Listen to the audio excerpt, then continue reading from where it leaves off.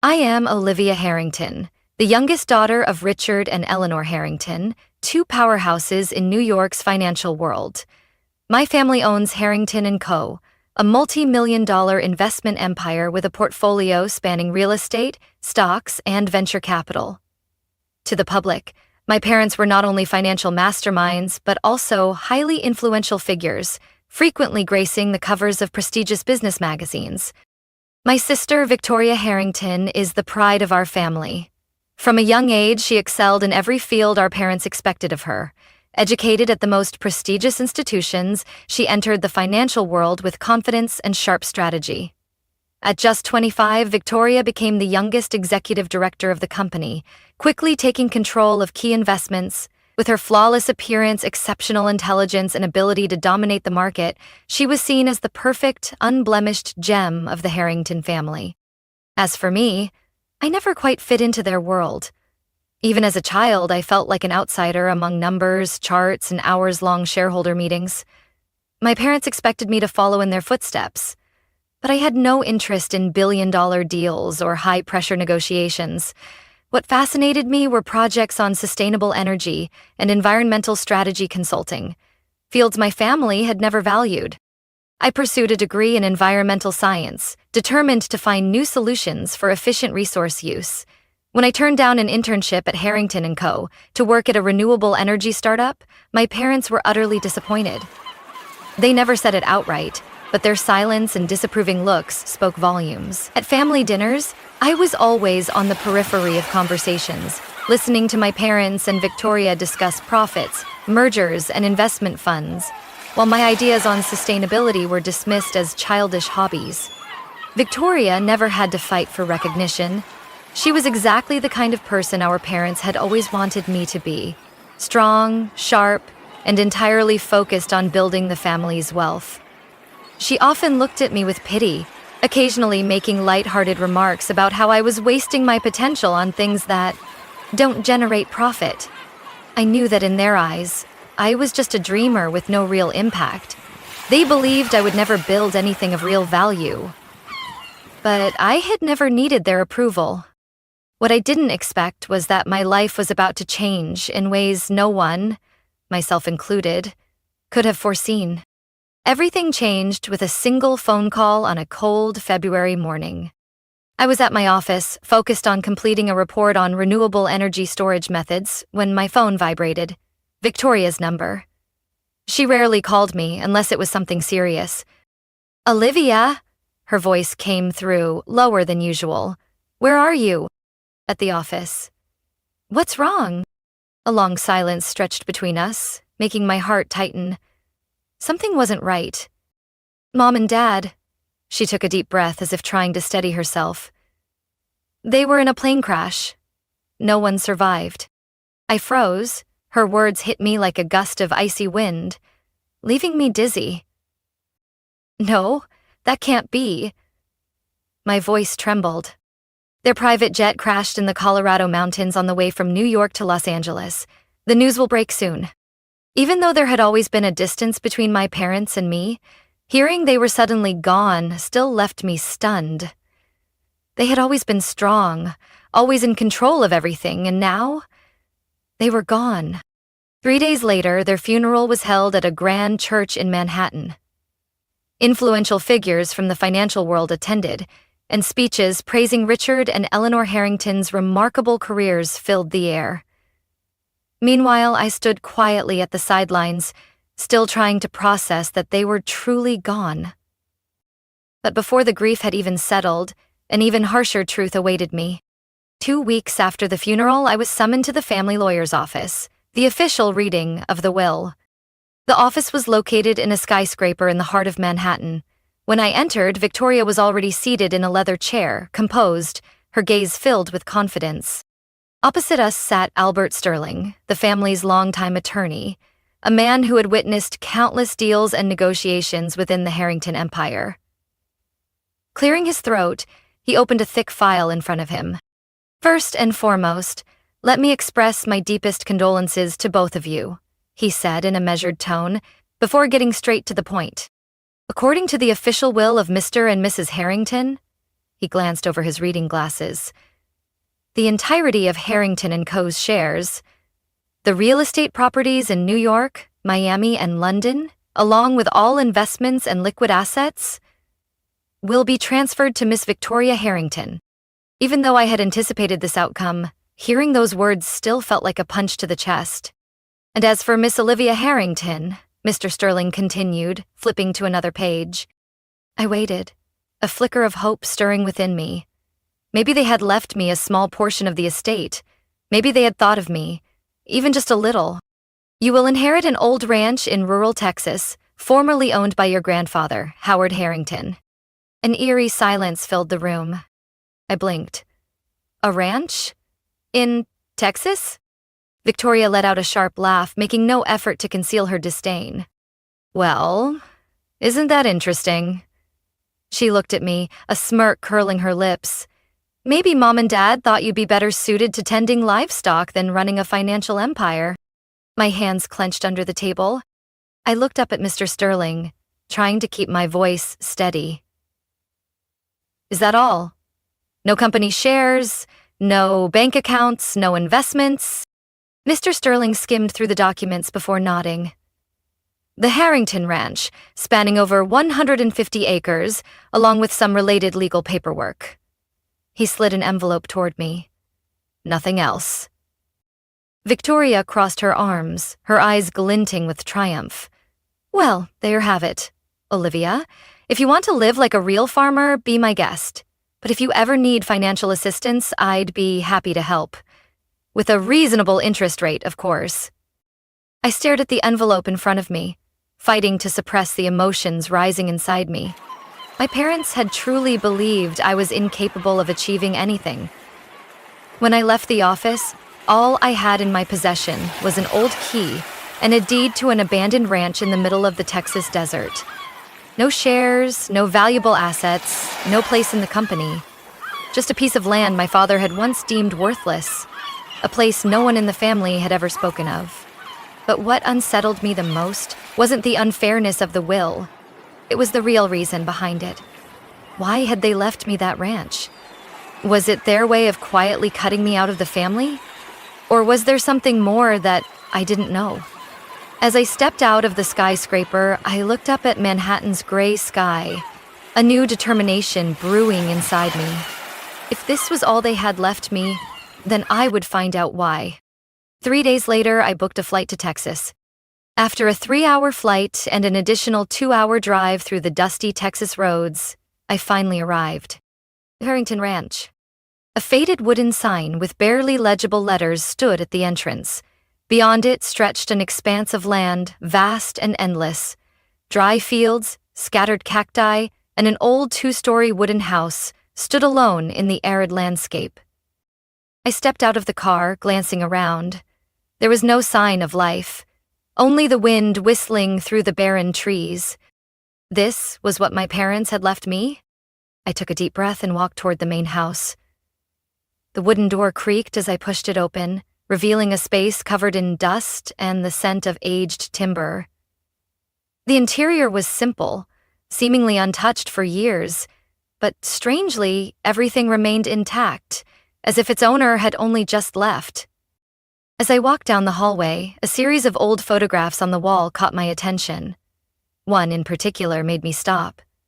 A black and white picture of my grandfather, Howard Harrington, standing beside a large building that looked like a storage facility or a workshop. I didn't know much about my grandfather. Growing up, I had only heard my father speak of him with disappointment. Howard had once been an investor, but according to my father, he had wasted the last years of his life chasing some foolish dream out here on this ranch. And then it struck me.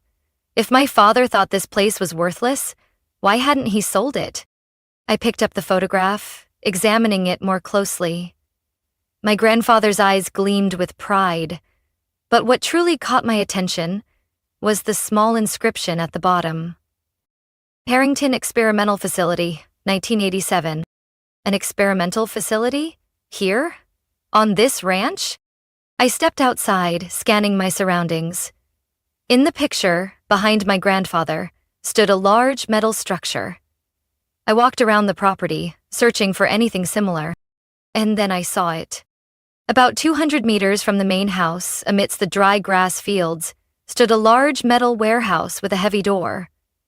The marks of time were evident: peeling paint, rust spreading across its surface, and an old padlock dangling from the handle. Why would a warehouse in an abandoned ranch need to be locked? I reached into my pocket and pulled out the key the lawyer had given me. Could this be the key to the warehouse? I slid it into the lock and turned it gently. A soft click echoed in the still air. The door creaked open, revealing a dimly lit space inside. Sunlight streamed in, illuminating rows of dust-covered wooden shelves, large metal containers, and a desk tucked into the corner of the warehouse. On the desk, a stack of yellowed papers lay untouched. I stepped inside, running my fingers along the wooden surface. A worn leather notebook sat atop the pile, its cracked cover bearing a handwritten title: The Harrington Project. My heartbeat quickened as I flipped through the first few pages. Inside were detailed notes on a project my grandfather had worked on: geological surveys, complex calculations, and hand-drawn diagrams mapping out layers of rock and soil. One particular word appeared repeatedly throughout the pages: lithium. I held my breath. Lithium. A crucial element in the rechargeable battery industry, renewable energy, and electric vehicles. One of the most valuable metals of the 21st century. Had my grandfather been researching lithium? I quickly sifted through the rest of the documents. A detailed map of the ranch surfaced, with a specific area circled in red. Below it, my grandfather had written, high reserves, significant potential, absolute confidentiality. My throat went dry. My grandfather had discovered a lithium deposit right beneath this ranch. And my father, the man who had always dismissed this place as worthless, had likely never realized its true value. I took a deep breath, looking around the warehouse. This wasn't just a storage space. It was where my grandfather had hidden one of the most significant discoveries of his life. But a bigger question loomed in my mind. If my grandfather knew about this, why did he keep it a secret? Why didn't he extract it? And most importantly, did anyone else know about it? A sense of unease crept over me. I gazed toward the horizon, where the sun was slowly sinking behind the distant mountains. Maybe I had just uncovered a secret no one wanted me to know. And I wasn't sure if that was a good thing. I sat on an old wooden chair inside the warehouse, my hands trembling slightly as I flipped through my grandfather's documents. A lithium deposit. I had read about the surge in the rechargeable battery and renewable energy markets. Lithium was essential for electric vehicles, energy storage systems, and even the electronic devices we used every day. Its value had skyrocketed over the past decade, and major corporations around the world were scrambling to secure mining rights. My grandfather had known about this decades ago. But the biggest question remained: why didn't he mine it? I sat in silence, thinking. Maybe he knew he couldn't fight my father, a man who prioritized short-term profits over investing in something no one cared about back then. Maybe he feared that if the information got out, the land would be swallowed up by powerful corporations. Whatever the reason, one thing was undeniable. Now, this was my opportunity. I didn't have time to hesitate. If I didn't act fast, someone else would uncover this secret before me. 3 days later, I left Texas and returned to New York. This time, I no longer felt lost among the towering skyscrapers or the bustling streets. I had a plan, and I knew exactly what I needed to do. The first call I made was to Ethan Carter, a lawyer specializing in intellectual property and corporate law. I had met Ethan a few years ago while working on a renewable energy project. He was meticulous, discreet, and incredibly sharp. Exactly the kind of person I needed in this situation. When I explained what I had found, Ethan didn't bother to hide his astonishment. Olivia, if what you're saying is true, then this could be one of the largest lithium deposits in the US. I nodded. And I need to protect it before anyone else finds out. Ethan agreed immediately. He suggested establishing a new company, completely detached from the Harrington name, to hold the patents and extraction rights. Then he got to work filing intellectual property claims related to my grandfather's extraction method, ensuring that no one could use the technology without my permission. The second call was to Rachel Monroe, a geologist I had worked with on a renewable resource study. If anyone could accurately assess the lithium reserves beneath my ranch, it was Rachel. "I need you to fly to Texas immediately," I said over the phone. "What's going on?" "You'll understand when you get here." 3 days later, Rachel arrived at the ranch with a team of specialized equipment. We spent 2 days surveying the area, collecting soil samples, and taking precise measurements. When Rachel returned with the results, I saw the excitement in her eyes. "Olivia, you don't just have a lithium deposit. You have one of the richest lithium reserves I've ever seen." I held my breath. If you mine it correctly, this could become a strategic supply source for the entire clean energy industry. I wasn't sure what I had expected, but hearing this confirmation sent a surge of adrenaline through me. I was holding an opportunity that could change the game. But I couldn't do this alone. Mining lithium wasn't a simple task. I needed significant investment to turn this idea into reality, and I knew exactly who could help me. Nathan Pierce. Nathan was a venture capitalist known for bold deals in the green technology sector. I had met him a few years ago at a renewable energy conference, and I knew he was always looking for groundbreaking opportunities. I arranged a private meeting at a luxury hotel in New York. As I laid out what I had discovered, Nathan leaned back in his chair, silent for a long moment. "Olivia, if these numbers are accurate, you're sitting on a multi-billion-dollar asset." I nodded. "But the real question is, what do you plan to do with it?" I took a deep breath, holding his gaze. "I don't want to sell it to a major corporation just so they can drain it dry and destroy the environment," I said. "I want to do it the right way. I want to develop the sustainable extraction technology my grandfather was researching. And I need funding to get started." Nathan studied me for a moment before a slow smile spread across his face. "All right, Olivia. I'll invest $150 million, but I want you to guarantee that you maintain full control. If you let anyone else interfere, you'll lose everything." I clenched my fists. "You have my word." A few weeks later, Harrington Lithium Solutions was officially born. A completely new company, with no ties to the Harrington family, created to oversee the lithium mining operation in Texas. I was ready. I knew that Victoria and my family would soon figure out what was happening. But this time I was no longer the girl they had dismissed. This time I was the one in control.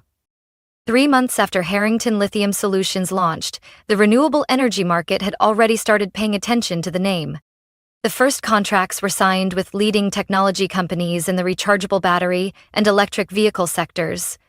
But the real breakthrough came when we secured a lithium supply agreement with Tesla and a major renewable battery manufacturing conglomerate.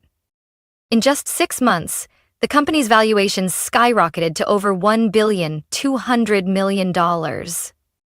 The media called us the game changer in clean energy. Financial news outlets began reporting on an unknown company that had suddenly become a critical player in the global lithium supply chain. But the most significant part? No one knew who was really behind it. From the very beginning, I had meticulously hidden my identity. Harrington Lithium Solutions didn't carry the Harrington name. It was registered under a shell corporation, keeping it far from any association with my family. But secrets can't stay hidden forever. One morning, as I sat in my office reviewing the latest geological report, my phone rang. Victoria Harrington.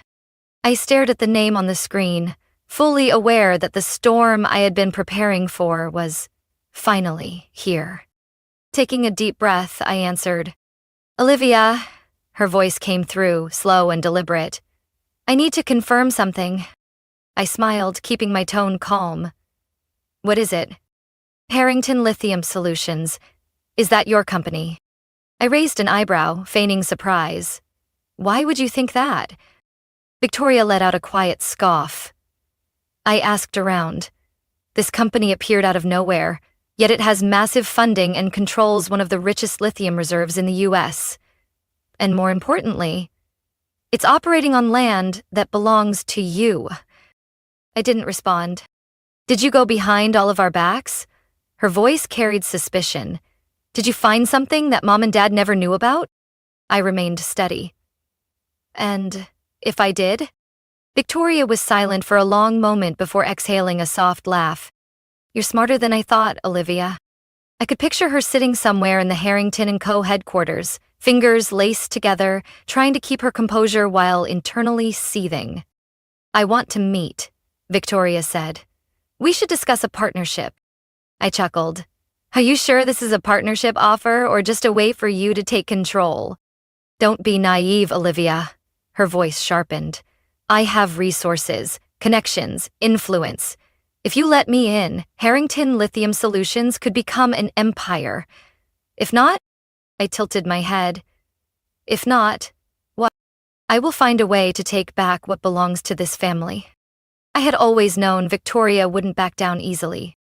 Just 1 week after that phone call, Harrington & Co. officially filed a lawsuit against me. The claim? The Harrington family declared that all assets belonging to my grandfather were part of the family estate and should be under the control of the corporation. What did they want? Me. They wanted me to hand over the lithium mining rights to Harrington & Co. and merge my company into their conglomerate. I laughed when I read the lawsuit. Did they really think I would give up so easily? I had anticipated this from the very beginning. When I founded the company, I had Ethan Carter, my intellectual property attorney, construct an airtight legal structure. Every land ownership record was fully legalized under my name. All lithium extraction patents were registered under an anonymous trust. Harrington Lithium Solutions had zero legal ties to the Harrington family. When my legal team responded to Harrington & Co., they had absolutely no legal grounds to win the case. Victoria and the board had moved too late, and I knew it was driving them insane. After 4 weeks of intense legal battles, the court ultimately dismissed my family's lawsuit. I had won.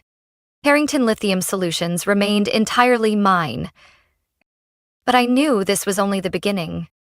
Victoria wasn't going to give up that easily.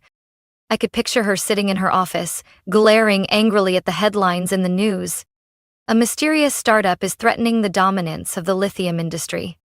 Harrington & Co. fails to secure control over one of the largest lithium mines in the U.S. Now, she knew I was no longer the insignificant girl they once dismissed. And I was certain Victoria would find another way to take me down. But this time, I was ready. 2 months after my family lost the lawsuit, I heard that Victoria was in serious financial trouble. Insiders in the investment world whispered about her reckless decisions. After failing to seize control of Harrington Lithium Solutions, Victoria had placed massive bets on real estate ventures and a major investment in traditional oil energy, a sector steadily losing ground to renewable energy. Things only worsened when the real estate market crashed and the oil industry suffered under new energy policies. What once seemed like highly profitable investments had turned into financial deadweight. And then the unthinkable happened. Victoria was forced to sell her Manhattan penthouse to stay afloat. The same lavish penthouse where she had hosted elite financiers, where private investor meetings had taken place, and which had stood as a symbol of her power. Now she had to put it on the market. But what Victoria didn't know was that I had already moved ahead of her. I had anticipated this the moment I saw cracks forming in her investment portfolio. Through one of my shell companies, an anonymous investment fund I had established while building Harrington Lithium Solutions, I quietly entered the bidding war for the penthouse. And just as I expected, I acquired it for less than half its original value. No one, not even Victoria, knew that the new owner was me. Until one late afternoon, my phone rang. Victoria. I picked up, keeping my voice composed. What do you need, Victoria? There was a brief hesitation on the other end, a rare thing for her, but she quickly regained her composure. Olivia? I know you're the one who bought my penthouse. I smirked. Faster than I expected. Oh? I replied, feigning indifference. Would you be willing to sell it back to me? Victoria asked, her tone steady, but I could hear the hint of desperation underneath. I just need a little more time to restructure my finances. I'll pay full market value. I glanced out my office window, savoring this moment. The moment when my sister, the same woman who had mocked me, dismissed me, and believed I would never amount to anything, was now asking me for help. I took a slow breath before responding. Victoria, do you remember when we were in the lawyer's office? Silence. You told me that if I ever needed financial help, you'd be happy to assist, with a reasonable interest rate. I paused, letting my words sink in. Do you remember that? I asked softly. A long pause, then her voice returned, quieter now but still trying to maintain control. So, you're refusing? I smiled, relishing the sweet victory. No, Victoria. I'm just reminding you that the world moves fast. Then I hung up. After losing the penthouse, Victoria continued to struggle with her failing investments. Harrington & Co. gradually fell into crisis. The meteoric rise of Harrington Lithium Solutions caused major investors to turn away from Victoria's company. They no longer had faith in real estate and oil. Instead, they poured their capital into clean energy, where I was leading the charge. In less than a year, Victoria, once the head of a financial empire, was forced to sell off more assets just to maintain cash flow. And me? Harrington Lithium Solutions was becoming a dominant force in the lithium mining industry. Not only had I maintained full control, but I had also expanded operations, developed new technologies, and secured even more strategic contracts. I didn't need ruthless revenge. My success was the clearest answer. One winter evening, as I sat in the penthouse that had once belonged to Victoria, I received a message. From her. I was wrong. But you've changed a lot too, Olivia. If you ever want to talk, I'm still your sister. I stared at the screen for a long time. A part of me wanted to respond, but another part knew that we were no longer the sisters we used to be. I had spent my whole life seeking validation from my family, but now I realized I didn't need it anymore. I set my phone down, stood up, poured myself a glass of water, and gazed out of the massive window. New York City still shined as brightly as ever. But this time, I was no longer standing in the shadows. I stood by the window of my new penthouse, overlooking the dazzling lights of New York City. The glow of the skyscrapers reflected off the glass, reminding me of the years I once felt lost in this place. But now, everything had changed. I was no longer the girl my family dismissed, the one excluded from important conversations, the one they deemed worthless in their world. I had built my own empire, and no one could take that away from me. The phone on my desk vibrated, pulling me from my thoughts. I glanced at the screen, an email from my old high school with the subject line, Special Invitation. Guest speaker for this year's graduation ceremony. I raised an eyebrow and opened the email. Dear Olivia, I'm Principal Sullivan, currently organizing this year's graduation ceremony. We would love to invite one of our most outstanding alumni to return as our guest speaker. This year's theme is Finding Value in What's Overlooked. We believe your story will inspire many students, especially those who feel underestimated or unrecognized. We hope you can attend. Sincerely, Principal Sullivan. I stared at the screen. Finding value in what's overlooked. I let out a quiet laugh. A theme perfectly aligned with my story. Because I had been overlooked. I had been underestimated by my family, dismissed as an outsider. And yet, from the land they had abandoned, I built a billion-dollar company, revolutionized the lithium industry, and became an unshakable force in the clean energy revolution. I no longer needed my family's validation. My success spoke for itself. 2 weeks later, I stood on the stage at my old high school's graduation ceremony. Hundreds of students sat below, eagerly waiting. Some of my former teachers were also present, a few of them recognizing me and nodding in acknowledgement. I stepped up to the podium, feeling the weight of every gaze in the auditorium. Taking a deep breath, I began. Hello, everyone. My name is Olivia Harrington, and many years ago, I was sitting exactly where you are now. A few murmurs spread through the crowd. Perhaps some students had heard my name in the news. When I was a student here, I believed that in order to succeed, I had to follow the path that others had set for me. I thought that if I didn't fit their definition of success, I would never achieve anything meaningful. But I was wrong. The room fell silent. I continued, my voice growing stronger. I was underestimated. My family owned a major financial empire, and they believed that if I didn't follow their path, I would never accomplish anything significant. When my parents passed away, my sister inherited everything. And me? I paused, scanning the audience. They left me an old ranch in the middle of the Texas desert. A few students chuckled, while others widened their eyes in surprise. They thought it was worthless. They believed I could do nothing with it. But they were wrong. I let my words sink in before continuing. I refused to let others decide my worth. Instead of complaining, I chose to look deeper into what I had been given. And I discovered it wasn't worthless at all. I locked eyes with the front row, where my former teachers sat listening intently. As it turned out, the land they dismissed as useless contained one of the richest lithium reserves in the US. Because of that, I built a billion-dollar clean energy company, becoming a key supplier for some of the biggest technology firms in the world. I noticed a few students gape in shock, while others whispered excitedly to each other. "Why am I telling you this?" I asked. "I'm sharing my story so you understand that your worth is not determined by others.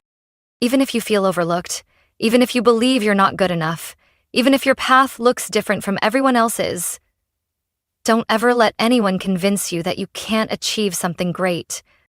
Sometimes, the things that seem worthless hold treasures only you can see." I scanned the audience, catching the glimmer of inspiration in some students' eyes. Maybe one of them felt overlooked, just like I once did. And maybe, someday, they would find their own lithium mine. I took a deep breath, closing my speech. And finally, if anyone has ever told you that you can't do something great, remember this. Success is the clearest answer. The auditorium erupted in applause. I smiled and stepped off the stage. Today, I didn't need my family's validation. Because I had validated myself. Olivia Harrington's story is not just a personal journey. It's a profound lesson in self-worth, perseverance. In life, many of us have been underestimated, dismissed, or pushed aside because we didn't fit society's conventional definition of success. But success is not determined by others. It belongs to those who dare to see opportunity in what's been overlooked, believe in their own potential, and relentlessly pursue their goals. In the end, the most important validation doesn't come from others, it comes from within. What do you think about Olivia Harrington's journey? Have you ever been underestimated or faced a similar challenge? Share your thoughts in the comments. And don't forget to follow the channel for more inspiring stories about life, family, and the lessons that shape us.